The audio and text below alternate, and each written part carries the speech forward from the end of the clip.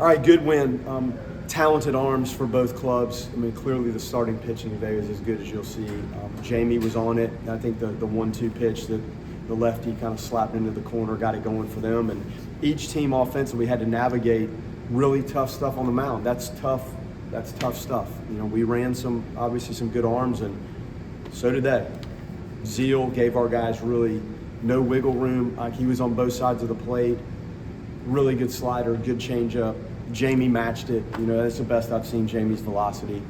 And his slider was good. I thought as he went on, he didn't quite have the feel for the slider that he did early.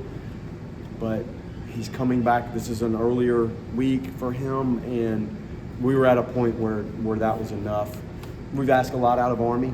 It was a lot. We had set up on our plan like one inning, and they have right, left in the first part of that order, and we thought that was a good matchup for him. And clearly the story was Joe, and that's the best I've ever seen his stuff. You guys have watched this longer than me here. That's the best I've ever seen it. I don't think you guys have seen it like that either. That's 97 and change, and a really good slider, and on the attack. And the 3-6-1 double play was clearly the difference in this. If you don't execute that, this could get messy. Cantu did a nice job.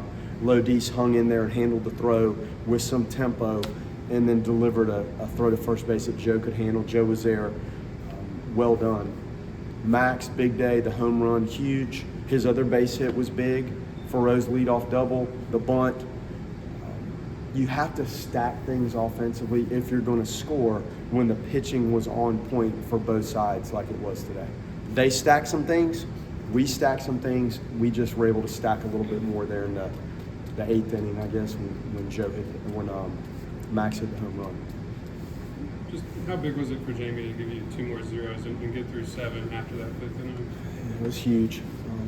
You guys know what we're up against with the pitching right now on the starting side, but the plus of that is we have really good personnel in the bullpen from both sides, righties and lefties, that can help. So him extending this today helps you as you move forward in the series. It helps you a lot.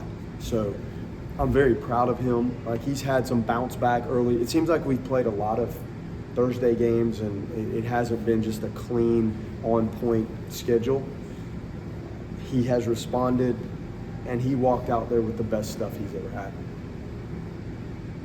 Joe, it seems like he struggled a little bit with the command at BC that he hadn't done prior so far this season. Just to see him go back out there and then do it in 13 pitches, just how encouraging is that?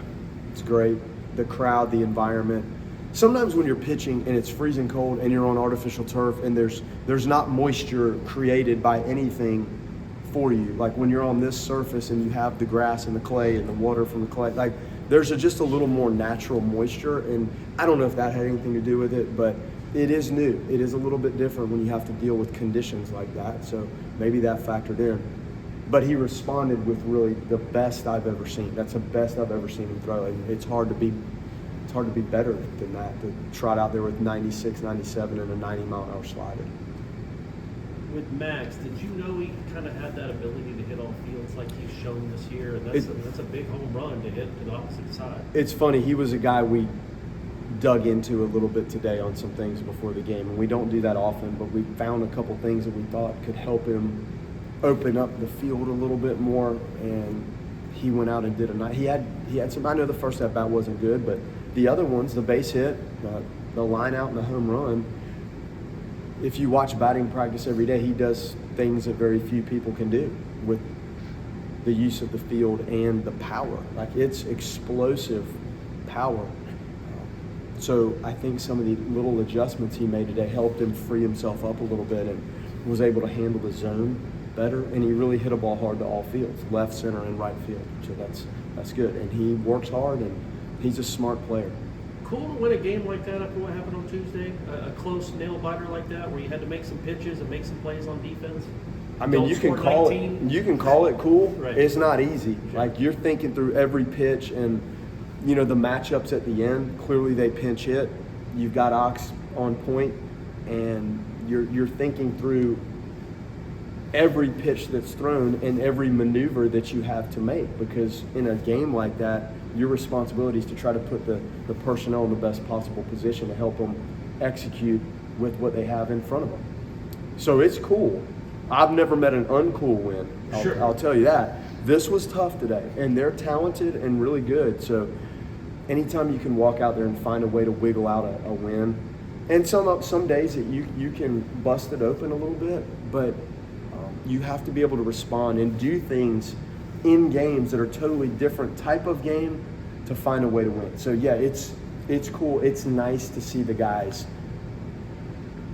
grind through and execute in just unique moments. The 3-6-1, the other double play that we got, Lodis made another really nice play. So the execution of things in a game like this, it is enjoyable to coach that and watch it, especially when you get the cool win. Right.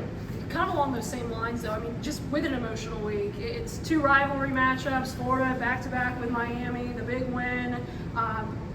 Were you kind of anxious to see how they would respond tonight, and just the fact that they did grit out that way when it's so opposite than what happened the other day? Allison, it's exactly what we talked about before the game. This is relentless. Our sport is relentless in the fact that you have to constantly answer and respond because you play so many games, and it's in your face. You don't get to enjoy it for 3, 4, 5, 6 days before you reboot.